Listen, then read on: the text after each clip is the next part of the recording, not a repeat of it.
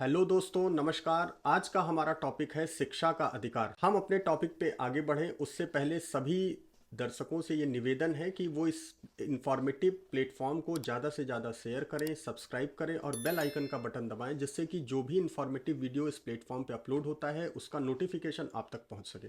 दोस्तों, हम आज जो टॉपिक आपके बीच लेकर के आए हैं डिस्कशन का, वो है शिक्षा का अधिकार। आज जो दिल्ली राज्य में जो चुनाव हो रहा है उसमें एक विषय बना हुआ है कि मुफ्त शिक्षा फ्रीबीज में आता है, रेवड़ी है, या फिर मुफ्त शिक्षा दिया जाना सरकारों का, केंद्र सरकार का, राज्य की सरकारों का कॉन्स्टिट्यूशनल ड्यूटी है, संवैधानिक कर्तव्य है। हमारे देश के प्रावधान क्या कहते हैं, माननीय उच्चतम न्यायालय द्वारा प्रतिपादित सिद्धांत क्या कहते हैं, हमारे संविधान में जो संशोधन किए गए वो क्या कहते हैं, कुछ आर्टिकल्स जो जोड़े गए उनका क्या कहना है शिक्षा के अधिकार को लेकर के। इन सभी बिंदुओं पर आज हम चर्चा करेंगे। हम स्टार्ट करते हैं आर्टिकल 45 से। आर्टिकल 45 संविधान में part fourth of the constitution का हिस्सा है। हम अपने इस टॉपिक पे आगे बढ़े उससे पहले हम आपको ये समझाना चाहते हैं कि part third of the constitution fundamental rights के बारे में बात करता है। जो भाग 3 है भारतीय संविधान का, वो मौलिक अधिकार के बारे में बात करता है। जो पार्ट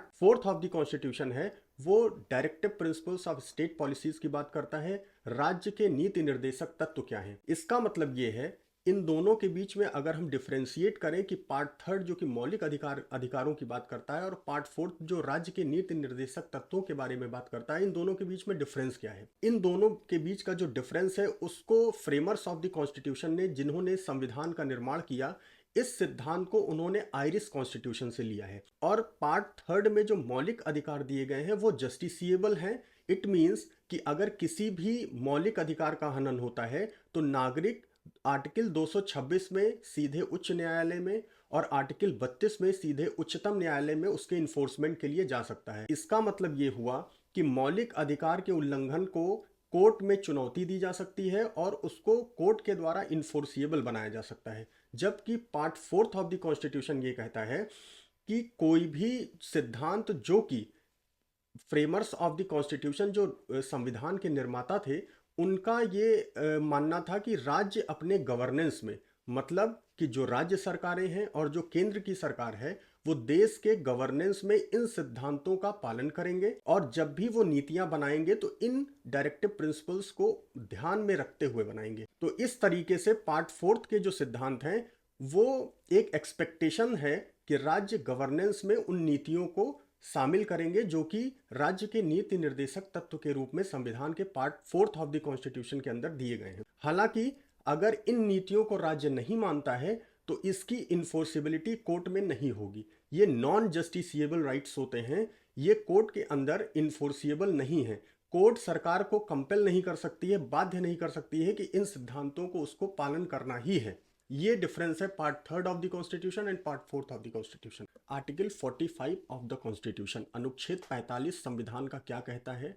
इसमें जो सिद्धांत प्रतिपादित किए गए हैं, जो सिद्धांत फाउंडिंग फादर्स के द्वारा राज्य के नीति निर्देशक तत्व के रूप में इनविसाज किए गए हैं संविधान के आर्टिकल 45 में, वो ये कहता है कि संविधान के शुरू होने के 10 वर्ष के अंदर राज्य ये प्रयास करेगा कि वो सभी बच्चों को जो कि 6 वर्ष से लेकर के 14 वर्ष तक की आयु ग्रुप के हैं, उनको फ्री एंड कंपलसरी एजुकेशन, मुफ्त और अनिवार्य शिक्षा का प्रावधान राज्य के द्वारा किया जाएगा। हालांकि संविधान के कमेंसमेंट के बाद, संविधान लागू होने के बाद वर्ष 1992 जबकि मोहिनी जैन बनाम कर्नाटका राज्य का जो जजमेंट आया, तब तक फ्री एंड कंपलसरी एजुकेशन का कोई प्रावधान देश के अंदर नहीं था।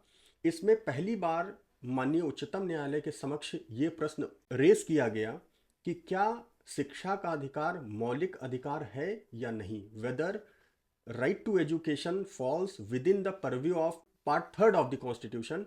मीन्स कि शिक्षा का अधिकार मौलिक अधिकार है कि शिक्षा का अधिकार एक डायरेक्टिव प्रिंसिपल्स के तौर पे है जो कि जस्टिसिएबल नहीं है, जो नॉन जस्टिसिएबल है, जिसको हम कोर्ट में इन्फोर्स नहीं कर सकते हैं। पहली बार माननीय उच्चतम न्यायालय ने यह कहा कि शिक्षा का अधिकार जो कि राज्य के नीति निर्देशक तत्व के तौर पे आर्टिकल 45 ऑफ द कॉन्स्टिट्यूशन में दिया गया है, हालांकि आजादी के इतने दिनों के बाद भी जो कि एक एक्सपेक्टेशन थी सरकार से कि संविधान लागू होने के 10 वर्ष के अंदर शिक्षा के अधिकार को, फ्री शिक्षा का अधिकार और अनिवार्य शिक्षा का अधिकार, सरकार के द्वारा अपने गवर्नेंस में ये कानून ला करके या प्रोग्राम्स के द्वारा इस सिद्धांत को धरातल पर उतारना था। तो Mohini Jain versus state of Karnataka में सुप्रीम कोर्ट ने यह माना कि right to education one of the fundamental rights which falls under the article 21। अनुच्छेद 21 ये कहता है जीवन और व्यक्तिगत स्वतंत्रता के अधिकार की बात करता है।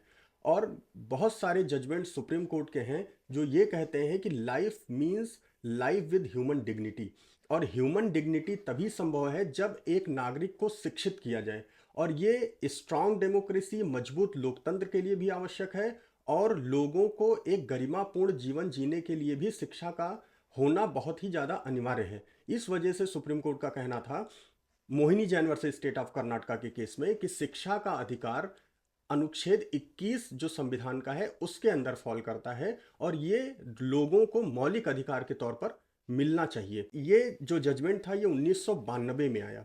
1992 में मोहिनी जैन के केस में जो निर्णय आया उसके ठीक एक वर्ष के बाद Unni Krishnan versus state of Andhra Pradesh का एक केस माननीय उच्चतम न्यायालय के समक्ष गया, जिसमें मोहिनी जैन के केस को पार्टली ओवर रूल कर दिया गया माननीय उच्चतम न्यायालय के द्वारा।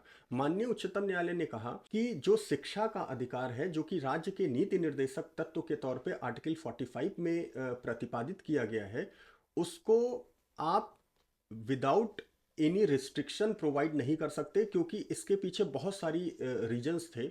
जैसे कि शिक्षा का अधिकार, जो एलिमेंट्री एजुकेशन है, जो शुरुआती शिक्षा है, उसको इंश्योर किया जाना, उसके बाद जो सेकेंडरी एजुकेशन है, हायर सेकेंडरी एजुकेशन है, प्रोफेशनल एजुकेशंस हैं और हायर स्टडीज़ हैं, इन सारी जो लेवल्स हैं एजुकेशन के, जो शिक्षा के ये अलग अलग जो स्तर हैं, इन सब को right to education as a fundamental right के तौर पर सुनिश्चित किया जाना राज्य के आर्थिक क्षमता के अंदर नहीं है। इस वजह से पार्टली ओवर रूल करते हुए उन्नी कृष्णन के केस में माननीय उच्चतम न्यायालय ने कहा कि इसमें दो सिद्धांत प्रतिपादित किए। पहला कि जो एलिमेंट्री एजुकेशन है, जो 6 वर्ष से लेकर के 14 वर्ष के आयु ग्रुप के बच्चों को दिया जाना है, वो शिक्षा का अधिकार मौलिक अधिकार के तौर पे आर्टिकल 21 में फॉल करता है। लेकिन उससे ऊपर की जो, इस स्टेज के ऊपर की जो शिक्षा का अधिकार है वो मौलिक अधिकार नहीं है, बल्कि ये जो financial capacity of the state government या सेंट्रल गवर्नमेंट, जो सरकार के आर्थिक क्षमता को दृष्टिगत रखते हुए समय समय पर नीतियों के द्वारा सरकार उसको अपने नागरिकों को मुहैया कराएगी। तो इस तरह से उन्नी कृष्णन के केस में मोहिनी जैन के जो जजमेंट था उसको पार्टली ओवर रूल किया गया और कहा गया कि जो एलिमेंट्री एजुकेशन है, जो बच्चों को 6 वर्ष से लेकर के 14 वर्ष के आयु ग्रुप के बच्चों को मौलिक अधिकार के तौर पे मिलेगी, उससे ऊपर की जो शिक्षा होगी वो राज्य के फाइनेंशियल कैपेसिटी को ध्यान में रखते हुए राज्य सरकार अपने नागरिकों को मुहैया कराएगी। मोहिनी जैन केस और उन्नी कृष्णन केस के बाद भारत देश की पार्लियामेंट ने एक कॉन्स्टिट्यूशनल रिव्यू कमेटी का गठन किया, संवैधानिक पुनरीक्षण समिति, जिसको कि हेड किया था डॉक्टर दिनेश गोस्वामी जी ने। और इस समिति ने 86वें संविधान संशोधन की वकालत की, उसका समर्थन किया और पार्लियामेंट के द्वारा सन 2002 में 86वां संविधान संशोधन लाया गया और इसके द्वारा 2 चेंजेस किए गए, 2 परिवर्तन किए गए। पहला परिवर्तन था कि आर्टिकल 21A का इंसर्शन, आर्टिकल 21A को संविधान में जोड़ा गया और आर्टिकल 21A ने right to education up to age of 14 years को फंडामेंटल राइट की कैटेगरी में रख दिया और 6 वर्ष से लेकर के 14 वर्ष के आयु ग्रुप के बच्चों को शिक्षा का अधिकार, फ्री शिक्षा और कंपलसरी शिक्षा को मौलिक अधिकार के रूप में एक्नॉलेज किया। और उसके साथ साथ part 4A of the constitution, जो कि फंडामेंटल ड्यूटीज की बात करता है, मौलिक कर्तव्यों की बात करता है, उसमें आर्टिकल 51A के क्लॉज के को जोड़ा गया। क्लॉज के ये कहता है कि ये ना सिर्फ शिक्षा का अधिकार एक अधिकार है, बल्कि ये पेरेंट्स की और गार्जियन की ड्यूटी भी है कि वो अपने बच्चों को, वो अपने वार्ड को शिक्षा की जो अपॉर्चुनिटी है, जो उसका अवसर है, वो अपने बच्चों को वो उपलब्ध कराएंगे। तो शिक्षा को न सिर्फ अधिकार, एक तरफ अधिकार के रूप में एक्नॉलेज किया गया, बल्कि शिक्षा को एक पेरेंट्स की ड्यूटी के रूप में भी एक्नॉलेज किया गया कि ये पेरेंट्स की ड्यूटी है कि वो अपने बच्चों को शिक्षा के अवसर को मुहैया कराएंगे।